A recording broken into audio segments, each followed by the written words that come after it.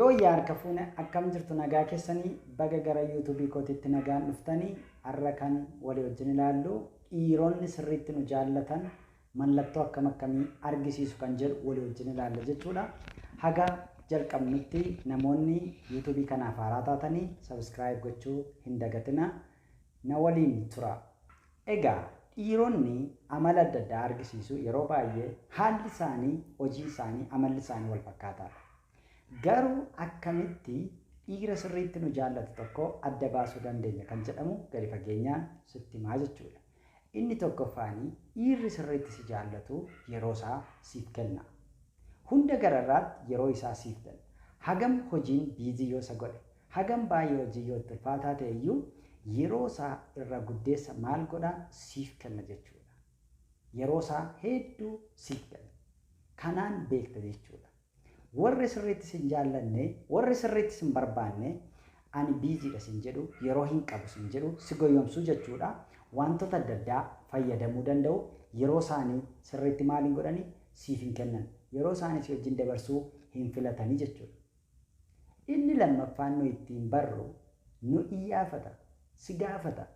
Maal akkati hojjechaa oolte, maal akkati gochaa oolte, eessa akkati oolte, eenyu wajjin haasaa akkati oolte. Tokko tokkoon waan hunda isaa si gaafata jechuudha. Waan hunda isaa si gaafata. Waan hunda isaa si iyyaafata jechuudha. Kanaan nama sirriitti si jaallate adda baasuu dandeessa. Gocha kee guyyaa guyyaa si gaafata jechuudha. Inni kan biraa gaafa si wajjin wal argu, gaafa si bira dhufu maal godhaa namni kun yoo jettee namni kun gaafa sana si tuqaa, si qaqqabaa, sirraa siqeen taa'u jechuudha. Teessuma sirraa achi butatee kan taa'u yoo ta'e, teessuma sirraa achi kan fageeffate yoo ta'e, namni kun jaalala dhugaa siif hin qabu jechuudha. Warri dhugaattis jaallatan teessuma sitti butatanii taa'u, harka sirra kaawwatu, harkaan sitti bubbu'u, fiizikaal tachiin sirriitti jira jechuudha. Kanaan beekuu dandeenya jechuudha. Inni arfaffaan namni dhugaattis jaallatu, dhiirri dhugaattis jaallatu tokko baakgiraawundii kee, eenyummaa kee sirriitti si qorata. Hojii kee sirriitti si qorata. Hojii kee sirriitti si qorata. Eenyummaa kee sirriitti si qorataa jechuudha. Kanaan beekuu dandeessa. Waa'ee kee sin gaafatu yoo ta'e, eenyummaa kee sin gaafatu yoo ta'e, maal akka hojjettu sin gaafatu yoo ta'e, eessa akka ta'u sin gaafatu yoo ta'e, jaalala nama sana shakkuutu sirra jiraataa, amanuun sirra hin jiraatu jechuudha. Wantoota kanaan adda baasaa deemuu dandeenya jechuudha. Jaalalli baay'ee of eeggannaa gaafata jechuudha. Inni shanaffaan naannoo kee ta'uu barbaada. Naannoo kee jechuun fakkeenyaaf yoo si jaallata ta'e bakka hojii keetii dhufa. Naannoo hojii hojjettu dhufa. Bakka sana naannaa haala kee to'ata, si gaafata, waan ati gootu si gaafata, waan ati hojjettu si gaafata jechuudha. Naannoo kee ta'uu barbaada. Si wajjin ta'uu barbaada. Si wajjin ooluu barbaada. Yeroo hojiidhaa galtu daandii keerra dhaabbatee si eega. Karaa keerra dhaabbatee si eega. Naannoo kee ta'uu barbaada jechuudha. Kanaan sirriitti hubachuun nurra jiraata malee callisnee goyyomuu yeroo keenya sirriitti wanni ta'uu hin qabnu jechuudha. Inni ja'affaan waa'ee kee namootatti haasa'a.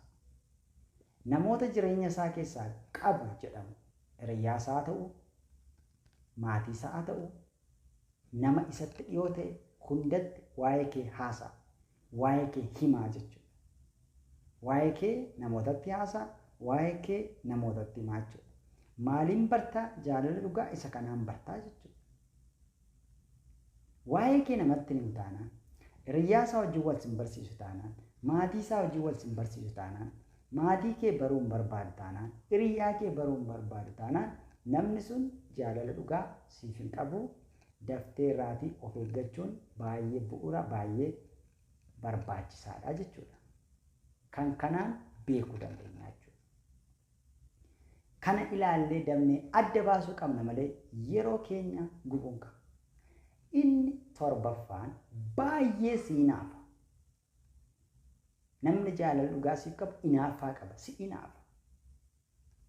Eessa oolte jedhaa, bilbila yoo kaasuu didde maaliif kaasuu didde siin jedhaa, yooti nama wajjin haasofte eenyu wajjin haasofte siin jedhaa, bakka akkasiin deema yoo jette maa wajjii deemta siin jedhaa, hin deemin siin jedhaa, waa'een keessi inaafsisaa dhiirota biratti si arguun barbaadu garuu yooti bilbila namaa wajjin haasoftes dhimma kee hin qabu yoo ta'e yooti iddoo adda addaa dhatte dhimma kee hin qabu yoo ta'e bakka adda addaa yoo dhatte dhimma kee hin qabu yoo ta'e sin hinaafu yoo ta'e rakkoo hin qabu siin jedhe yoo ta'e jaalala dhugaa siif hin qabu si goyoomsaa jira jechuudha.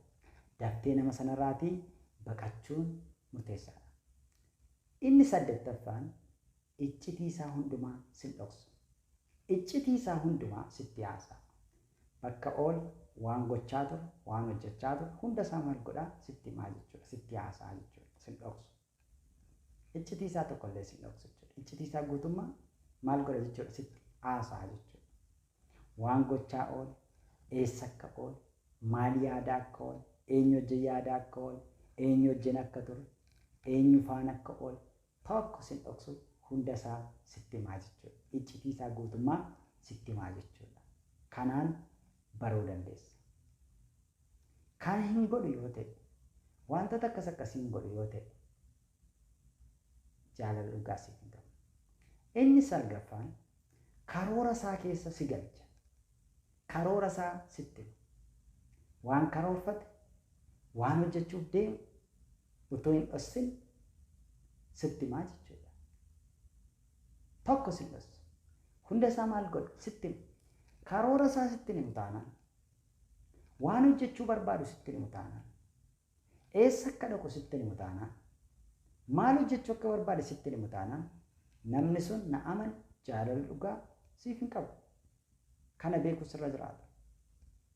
Jaalala dhugaa siif qaba taanaan waan tokkoyyuu waan si dhossu hin qabu. Hunda isaa sitti haasa'a dhoksaa tokko malee. Hunda isaa sitti himaa jechuudha. Kanaaf mallattoowwan kun mallattoo ittiin nuyi beeknudha jechuudha. Inni 10ffaan yoo si afeeru bakka dhoksaatti si waama.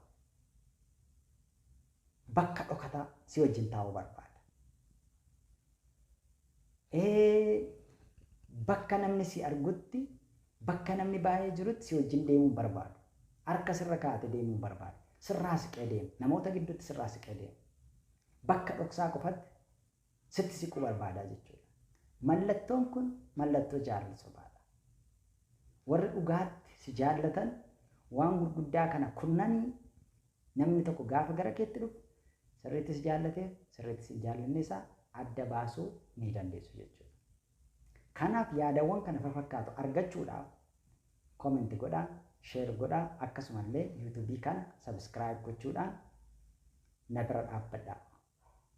Namoonni gorsa jaalalaa barbaadan bilbila koodhaan na argachuu dandeessu, na haasofsiisuu illee ni dandeessu. Galatooma.